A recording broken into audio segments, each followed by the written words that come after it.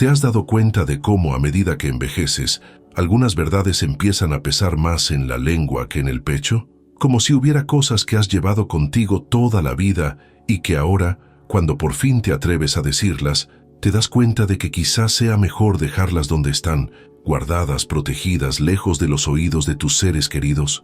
No estoy hablando de mentir, no estoy hablando de ocultar quién eres. Estoy hablando de algo mucho más sutil, mucho más profundo. Estoy hablando del tipo de silencio que no proviene de la cobardía, sino de la sabiduría.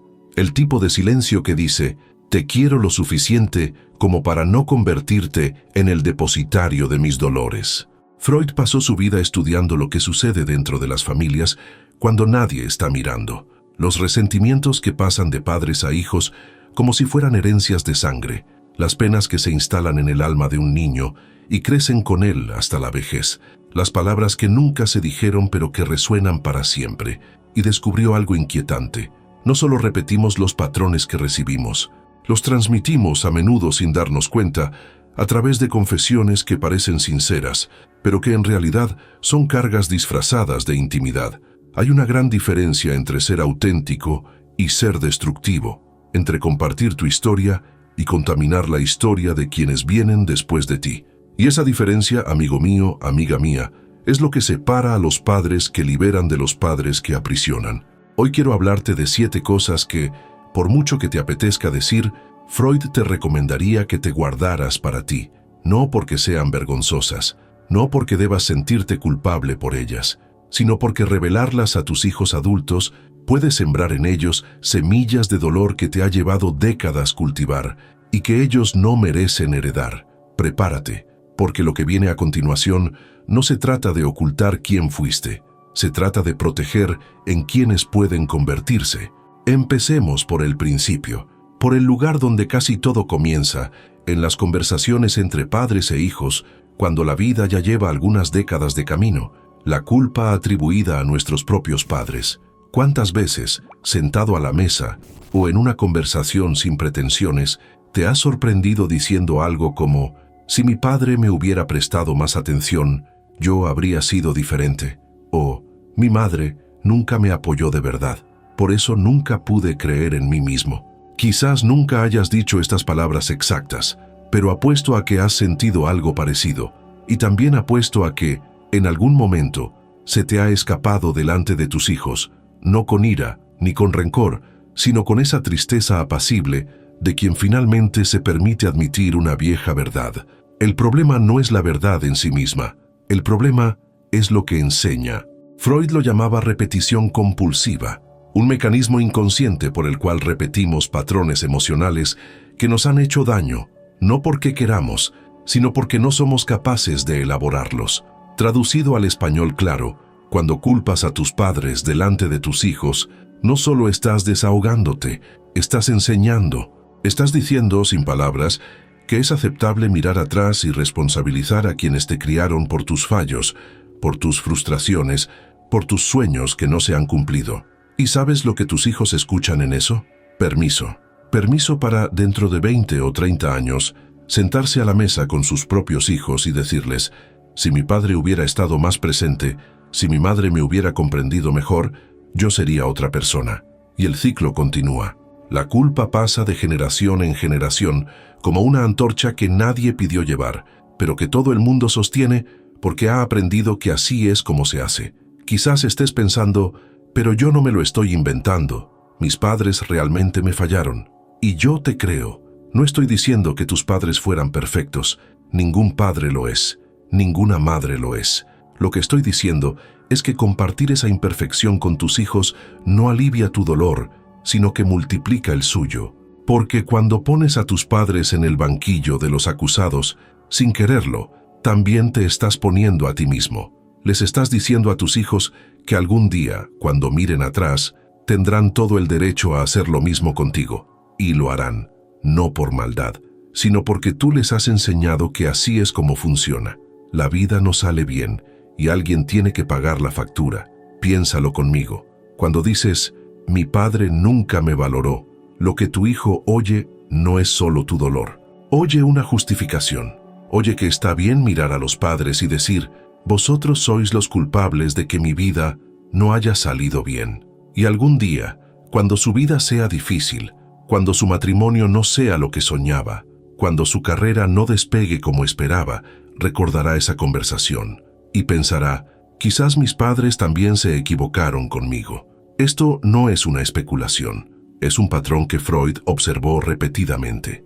No solo cargamos con las heridas que recibimos, sino que las transmitimos.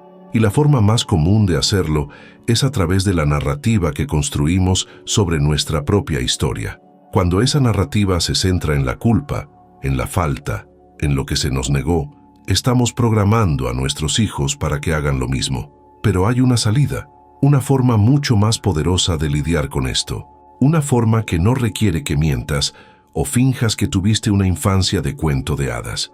Esa forma se llama elaboración. Otro término que Freud usaba para describir el proceso de digerir un dolor hasta que ya no es necesario vomitarlo sobre los demás. Elaborar significa decirse a uno mismo, sí, mis padres se equivocaron. Sí, eso me hizo daño. Y sí, elijo no transmitir eso. Significa reconocer la herida sin convertirla en un arma.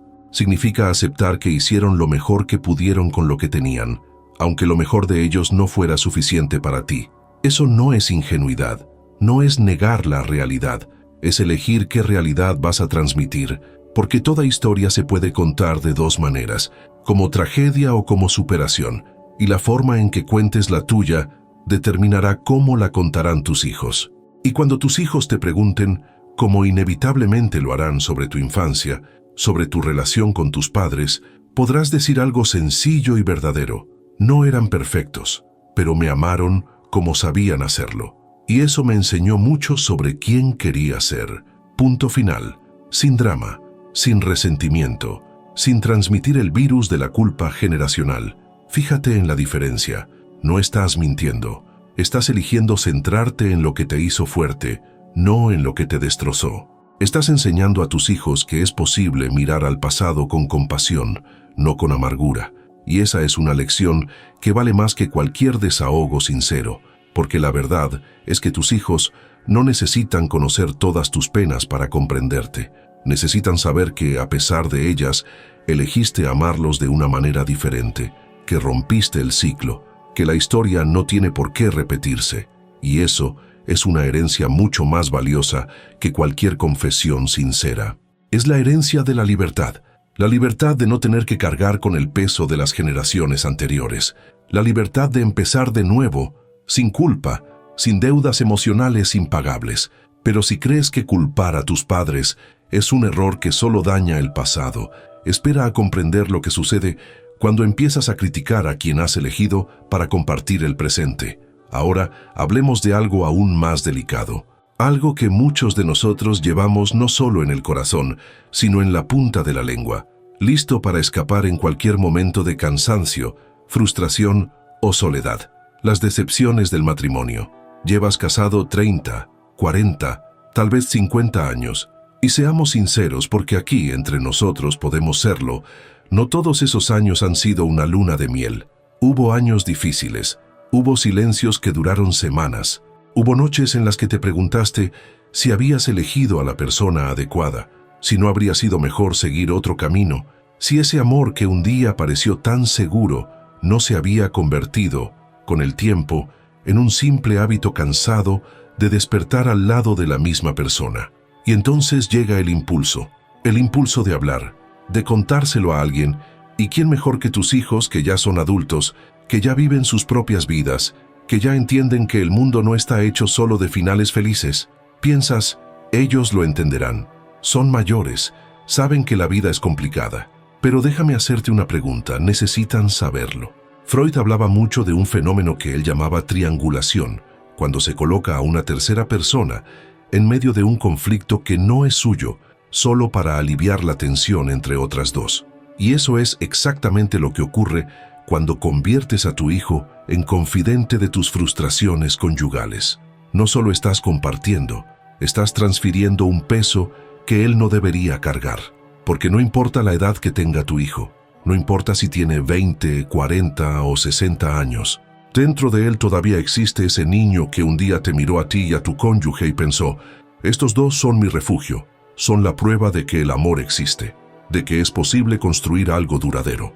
Y cuando dices, aunque sea sutilmente, aunque sea con ese suspiro cansado de quien solo quiere desahogarse, podría haberme casado con otra persona, o tu padre nunca me hizo realmente feliz, o tu madre nunca me entendió de verdad.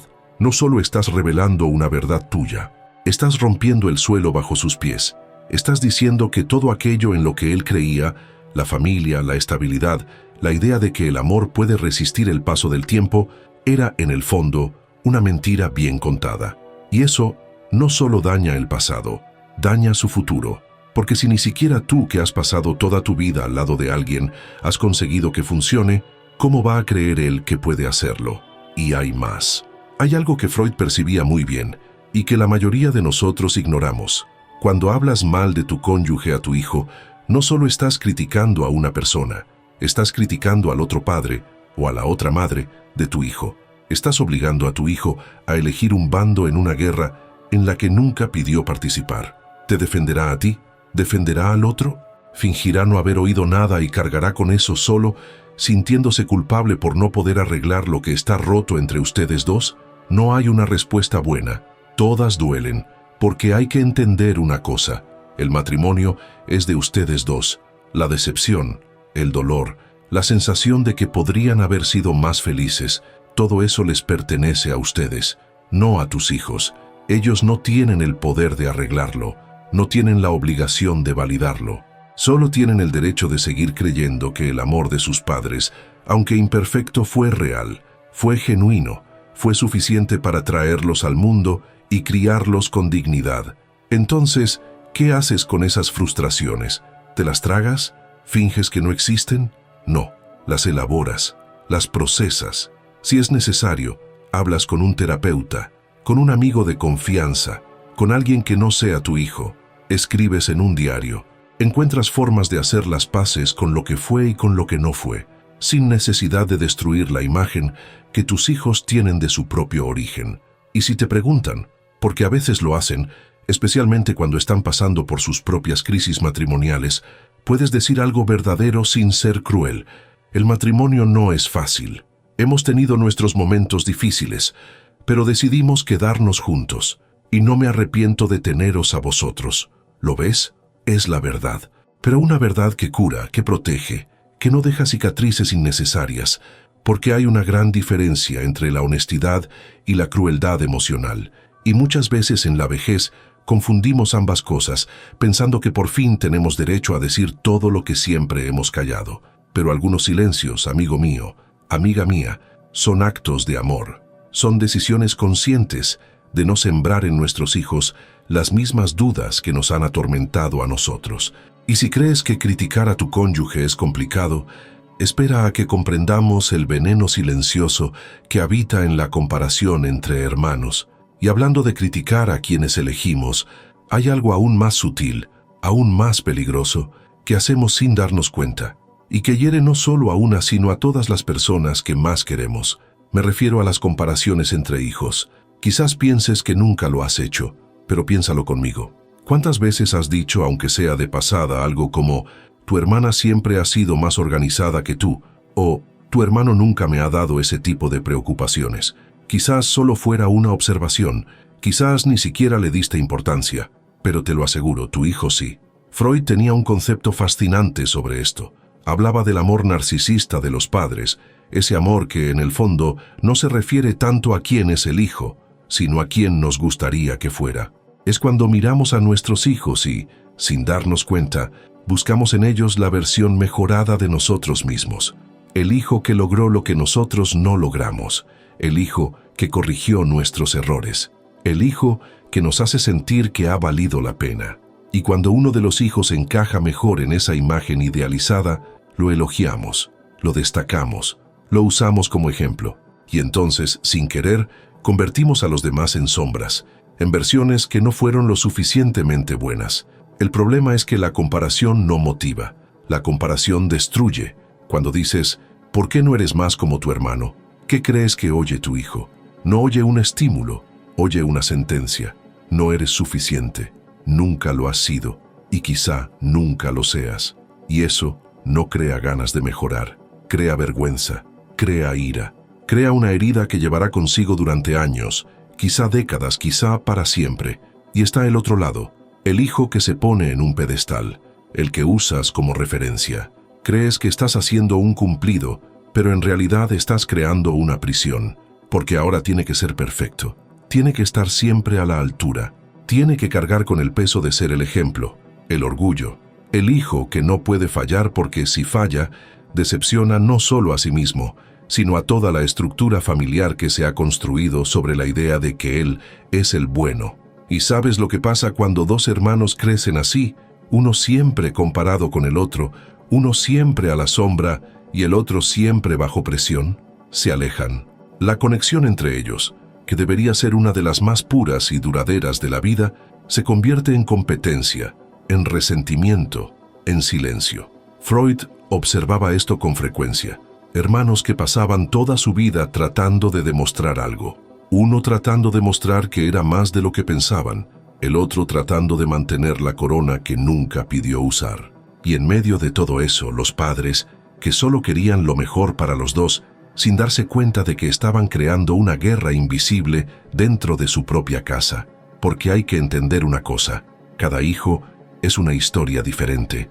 Cada uno llegó en un momento diferente de tu vida, cada uno recibió una versión diferente de ti, más joven o más cansado, más esperanzado o más desilusionado, y cada uno lleva sus propias luchas, sus propios miedos, sus propios ritmos de crecimiento. Puede que uno haya tardado más en encontrar su camino, otro puede haber tropezado más veces, pero eso no significa que uno valga más o menos que el otro, solo significa que son diferentes, y que merecen ser amados por lo que son, no por cómo se comparan con otra persona. Entonces, ¿qué haces cuando aparece la tentación de comparar? Porque aparecerá, es natural, es humano. Miras y ves que uno de tus hijos le va mejor en la vida, está más presente, está más realizado, y el otro parece perdido, distante, atrapado en ciclos que no entiendes. La tentación es decir algo, es usar el ejemplo de uno para provocar al otro, pero resiste. ¿Qué vas a conseguir con eso? No vas a hacer que el hijo más difícil cambie, solo vas a hacer que se sienta aún más inadecuado, aún más distante de ti. En lugar de eso, habla con cada uno por lo que es. Mira a los ojos al hijo que está pasando por dificultades y dile, sé que es difícil, pero creo en ti, y no tienes que ser como nadie para que yo te quiera. Mira al hijo que va bien y dile, te admiro, pero no tienes que ser perfecto. No tienes que cargar con la familia a tus espaldas. Estas palabras, por simples que sean, pueden deshacer años de tensión, pueden liberar a un hijo de la comparación y al otro de la presión. Pueden devolverles a ambos algo que la comparación les roba, la certeza de que el amor de padre y madre no es condicional, no es competitivo, no hay que ganárselo ni merecerlo, porque al fin y al cabo, amigo mío, amiga mía, tus hijos no son proyectos, no son trofeos, no son reflejos de tu éxito o tu fracaso, son personas, personas completas, con sus propias vidas, sus propios dolores, sus propias victorias que quizá ni siquiera veas. Y cuando decides no compararlos, les das el mayor regalo que un padre puede dar, la libertad de ser imperfectos sin miedo a perder tu amor. Pero si la comparación entre hermanos crea heridas silenciosas dentro de casa, lo que viene ahora es algo que traspasa las paredes y contamina hasta el aire que respiras a su lado. Y aquí llegamos a un territorio que muchos de nosotros ni siquiera nos damos cuenta de que estamos pisando. Pero es uno de los más peligrosos. Uno de los que más aleja, más duele, más cansa a quienes nos rodean. Me refiero al hábito de quejarse, de centrarse solo en lo que duele, en lo que está mal, en lo que ya no funciona. Envejecer no es fácil, lo sé. El cuerpo no responde como antes. Aparecen dolores donde antes no los había. El mundo parece correr a una velocidad que ya no puedes seguir. Las personas que amabas se van. Y queda esa sensación constante de que algo se ha perdido, de que lo mejor ya pasó, de que lo único que queda es administrar el declive. Y es natural querer hablar de ello. Es natural querer que alguien te escuche, querer que alguien valide tu dolor, tu frustración, tu agotamiento. Pero aquí está el problema. Cuando la queja se convierte en el tono dominante de todas tus conversaciones, cuando cada llamada, cada visita, cada conversación comienza y termina con lo que está mal, no solo estás desahogándote, estás enseñando a tus hijos a tenerte miedo, miedo al futuro, miedo a envejecer, miedo a convertirse en ti. Freud hablaba de algo llamado tánatos, el instinto de muerte, no en el sentido literal, sino como una fuerza interna que nos empuja hacia la negatividad, hacia la repetición del sufrimiento, hacia el enfoque en lo que nos consume. Y se daba cuenta de que, cuando cedemos demasiado a esa fuerza, cuando dejamos que domine nuestra narrativa, no solo nos hacemos daño a nosotros mismos, contaminamos a quienes nos rodean. Porque piénsalo, cuando tu hijo te llama y pasas 15 o 20 minutos hablando de tus dolores, de tus medicamentos, de cómo todo está peor, de cómo el mundo está perdido, ¿qué siente él cuando cuelga? ¿Alivio? No, siente pesadez, siente ansiedad, siente que no puede hacer nada para ayudarte, para aliviarte, para hacerte feliz. Y poco a poco, sin darse cuenta, empieza a evitar las llamadas, empieza a espaciar las visitas, no porque no te quiera, sino porque estar cerca de ti también le duele a él, y tú lo sientes, sientes el distanciamiento, y entonces te quejas aún más. Nadie me visita, a nadie le importo, se han olvidado de mí, y el ciclo se cierra. La queja aleja, el distanciamiento genera más quejas, y en medio de todo esto, lo que podría ser una relación de verdadero afecto, se convierte en una relación de obligación culpable. Pero tengo que decirte algo importante. No tienes que fingir que todo va bien cuando no es así. No tienes que sonreír si estás sufriendo. No tienes que mentir sobre tu realidad. Lo que te pido es equilibrio, es conciencia, es elegir, de forma deliberada, no convertir a tus hijos en espectadores cautivos de tu sufrimiento. ¿Conoces ese dicho? No se trata de lo que dices, sino de lo que repites. A eso me refiero. Si cada vez que aparece tu hijo, empiezas por lo que te duele, él asociará tu presencia con el dolor.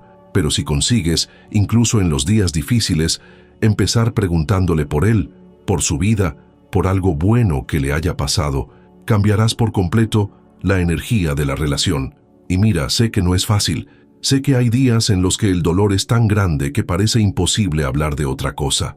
Pero en esos días, quizás lo mejor sea simplemente decir: hoy es un día difícil, pero no quiero agobiarte. Cuéntame cómo te ha ido la semana. Sácame un poco de aquí. ¿Ves la diferencia? Estás siendo honesto, pero también estás protegiendo. Estás permitiendo que la conversación respire, porque hay una gran diferencia entre compartir y descargar. Compartir es cuando divides algo que te pesa, pero también dejas espacio para el otro. Descargar es cuando utilizas al otro como un contenedor emocional, sin importarte el peso que le estás echando encima. Y si te reconoces en estas palabras, si te das cuenta de que quizás has caído en esta trampa sin querer, no te culpes. En serio, no lo conviertas en otra razón para sentirte mal. Solo reconócelo y elige algo diferente a partir de ahora. Y si crees que todo esto es pedir demasiado, que ya has hecho tanto por tus hijos y que ahora en la vejez deberías tener derecho a ser quien eres sin filtros, lo entiendo. Pero déjame hacerte una pregunta. ¿Quieres tener razón o quieres estar cerca?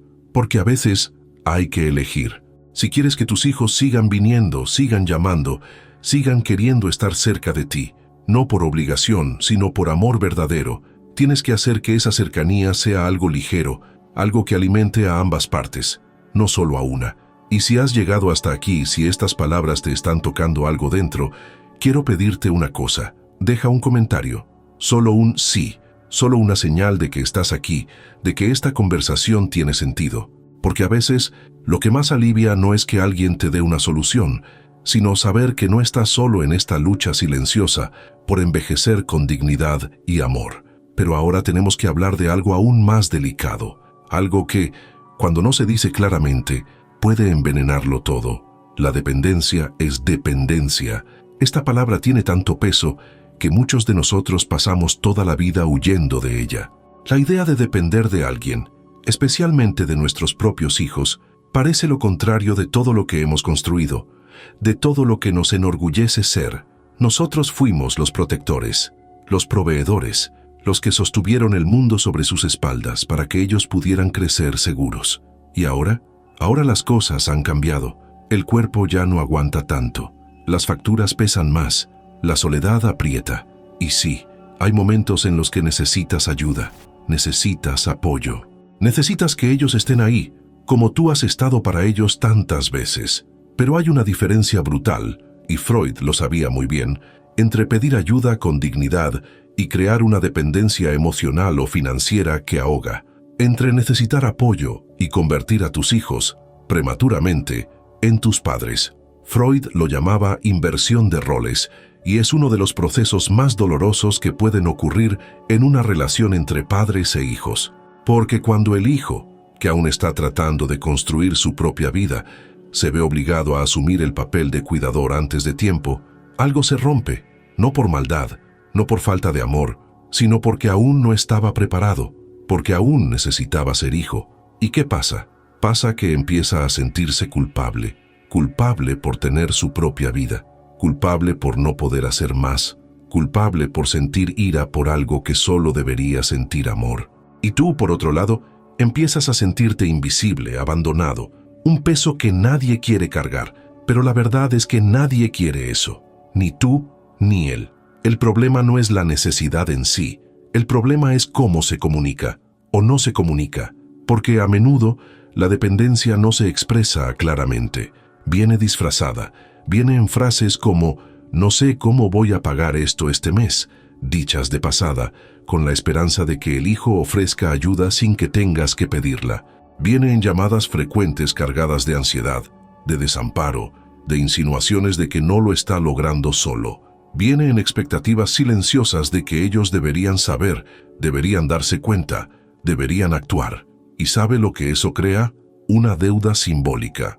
Otro poderoso concepto freudiano es esa sensación en lo más profundo del alma de tu hijo de que te debe algo, no porque lo hayan acordado, no porque lo hayan hablado, sino porque está implícito, porque has sacrificado tanto por él que ahora, al final de tu vida, él tiene que devolverte el favor. El problema de esta deuda es que nunca termina, porque no importa lo mucho que haga, nunca será suficiente para pagar todo lo que has hecho, y él lo sabe, y tú lo sabes. Y eso crea un resentimiento mutuo que nadie se atreve a expresar.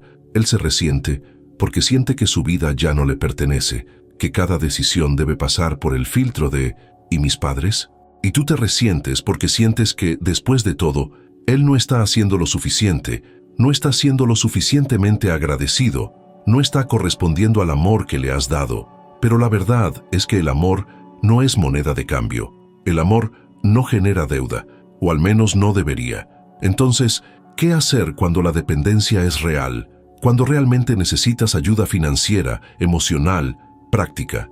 Sencillo, la pides, de forma clara, de forma directa. Pero, y esto es fundamental, de forma que deje al otro libre para decir sí o no sin culpa.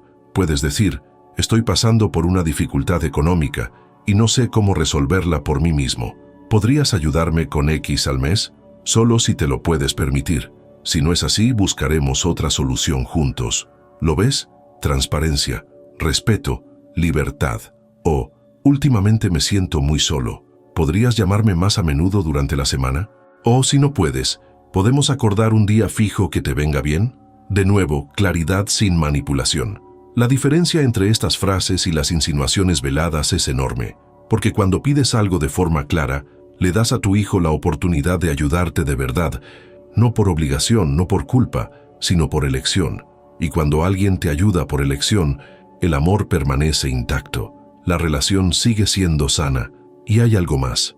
Si aún tienes fuerzas, si aún estás en condiciones, haz lo que puedas para preservar tu independencia, no por orgullo tonto, sino porque la independencia es dignidad, es libertad, es no tener que negociar tu paz emocional con la disponibilidad de los demás. Quizás sea sentarse con un cuaderno y revisar tus finanzas. Quizás sea buscar ayuda en grupos de convivencia, en servicios comunitarios, en amigos. Quizás sea aceptar que no vas a tener todo lo que te gustaría, pero que al menos tendrás lo suficiente sin pesar en la conciencia de nadie. Porque al final, amigo mío, amiga mía, ¿qué quieres dejarles a tus hijos? ¿Un recuerdo de peso, de obligación, de sacrificio forzado?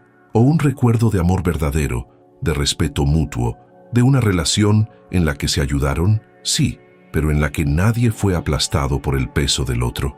Esa elección sigue siendo tuya y define no solo cómo vas a envejecer, sino cómo te recordarán cuando ya no estés aquí.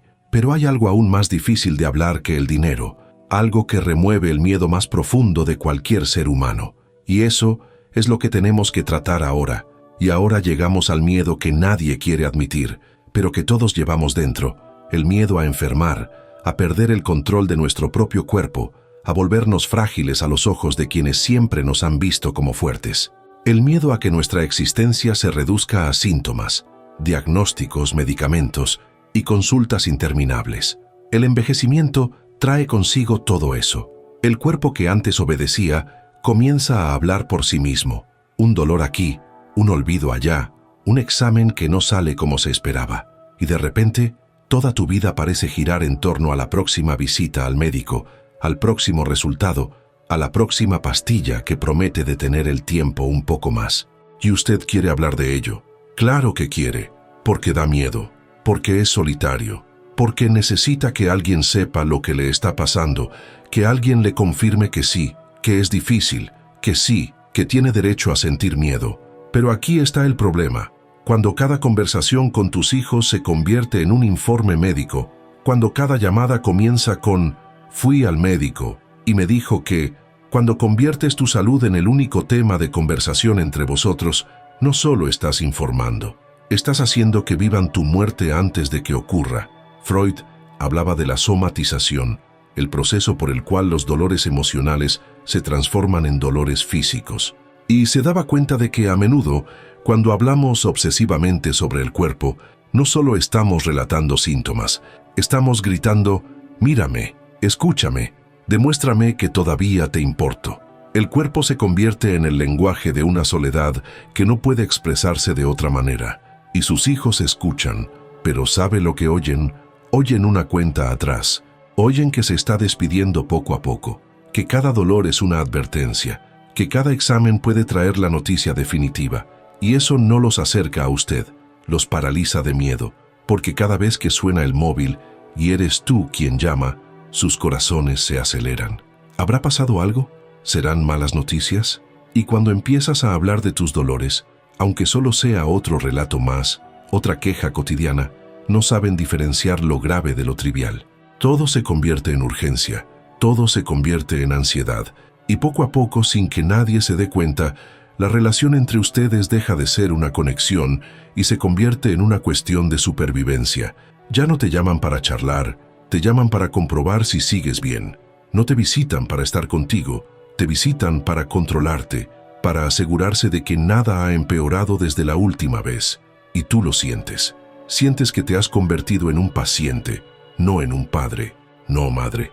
Y eso duele más que cualquier síntoma físico. Pero tengo que decirte algo que quizá nadie te haya dicho todavía.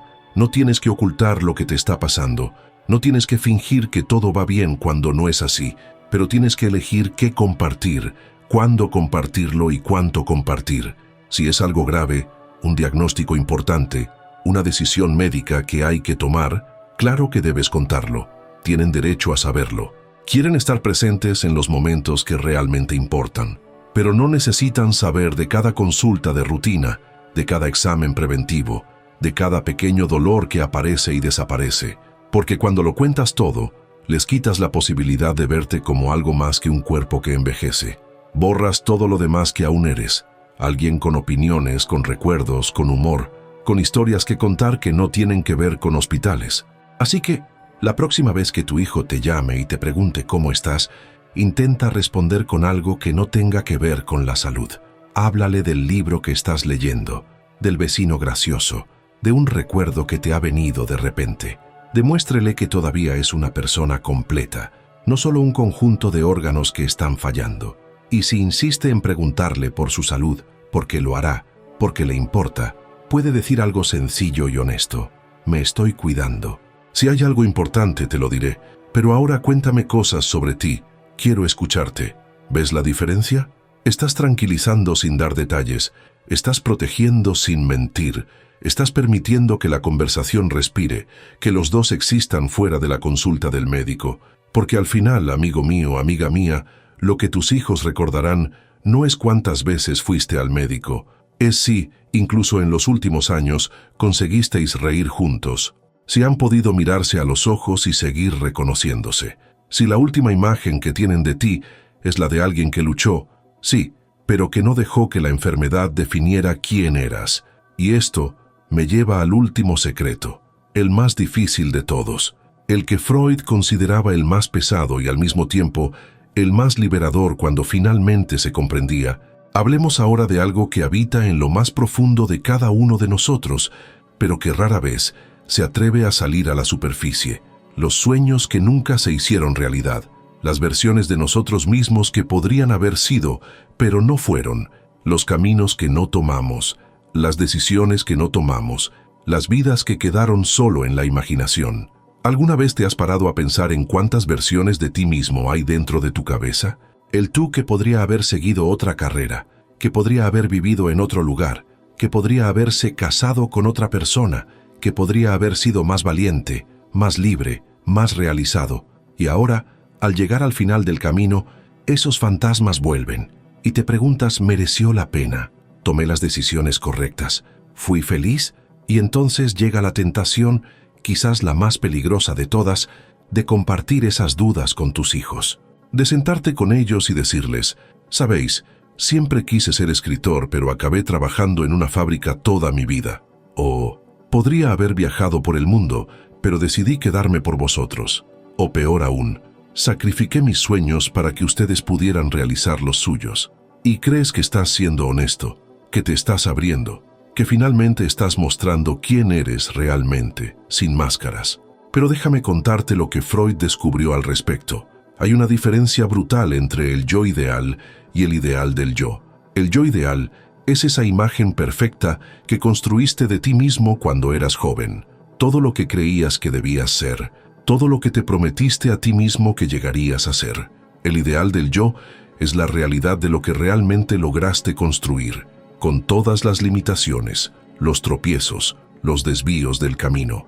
Y el duelo por el yo ideal, aceptar que ese sueño perfecto nunca se hará realidad, que solo eres humano, que la vida no ha sido el cuento de hadas que imaginabas, es uno de los procesos más dolorosos y necesarios del envejecimiento. Pero cuando proyectas ese duelo sobre tus hijos, cuando les cuentas todos los sueños que han muerto, no solo estás desahogándote, estás transfiriendo el arrepentimiento, estás diciendo, mirad todo lo que podría haber sido y no fui. Y de alguna manera vosotros formáis parte de ello. ¿Y sabes qué les provoca eso? Culpa. La culpa de haber existido, la culpa de haberte necesitado, la culpa de haber sido, sin querer, parte de la razón por la que no has cumplido tus sueños. Y hay más. También les robas el valor para soñar. Porque si tú, que has vivido tanto, has llegado al final de tu vida lleno de remordimientos, ¿qué les espera a ellos? Si ni siquiera tú has conseguido ser feliz con las decisiones que has tomado, ¿cómo van a creer que ellos pueden serlo? Pero la verdad, y esta es la verdad más liberadora de todo este guión, es que no es necesario haber cumplido todos tus sueños para haber vivido una vida valiosa. No es necesario haber sido perfecto, famoso o extraordinario. Solo tenías que haber hecho lo mejor que pudieras con lo que tenías. Y lo hiciste.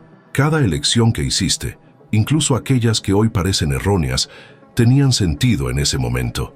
Cada desviación del camino tenía una razón. Y el hecho de que hayas renunciado a algunos sueños para cuidar de tu familia, para pagar las facturas, para sobrevivir no es un fracaso, es amor, es responsabilidad, es valentía de una forma que pocos reconocen. Así que cuando tus hijos te pregunten si eres feliz, si te arrepientes de algo, puedes decir algo sencillo y verdadero. He tenido una vida, no ha sido perfecta, pero ha sido mía y no os cambiaría por ningún sueño. ¿Lo ves? No estás mintiendo. Estás eligiendo centrarte en lo que has construido, no en lo que has perdido. Y esa elección consciente de hacer las paces con tu propia historia, es lo que finalmente te libera. Porque al final, amigo mío, amiga mía, lo que realmente importa no es cuántos sueños has cumplido, es a cuántas personas has amado, es a cuántas vidas has tocado, Es el hecho de que, a pesar de todas las imperfecciones, has estado presente, has sido real, fuiste humano. Y tus hijos no tienen por qué heredar tus remordimientos. Tienen que heredar tu paz, tu aceptación, tu capacidad de mirar atrás y decir, fue suficiente. Así que respira hondo. Mira tu vida no con los ojos de quien cuenta lo que le faltó, sino con los de quien reconoce lo que fue posible. Y entiende, de una vez por todas, que estos 7 secretos, la culpa por tus padres, las críticas a tu cónyuge, las comparaciones entre hijos, el pesimismo constante, la dependencia velada, la obsesión por la salud y el peso de los sueños no realizados, no necesitan ser confesados para ser resueltos. Pueden ser procesados, aceptados, transformados en sabiduría silenciosa. Y eso es una herencia mucho más valiosa que cualquier verdad dicha en voz alta. Si has llegado hasta aquí, quiero hacerte una pregunta, y te pido que respondas en los comentarios con toda honestidad. ¿Cuál de estos 7 secretos ya has revelado y te gustaría poder guardar de nuevo? A veces, reconocerlo es el primer paso para cambiar, porque la verdad es que nunca es tarde. Nunca es tarde para elegir una nueva forma de relacionarse con sus hijos. Nunca es tarde para dejar de ser el peso y empezar a ser la paz. Nunca es tarde para hacer las paces consigo mismo y, al hacerlo, liberar a sus seres queridos. Recuerde, vivir con conciencia es una elección. Despierte su mente, enfrente sus deseos e ilumine su sombra. Cuente conmigo en este viaje y continúe con los próximos vídeos del canal.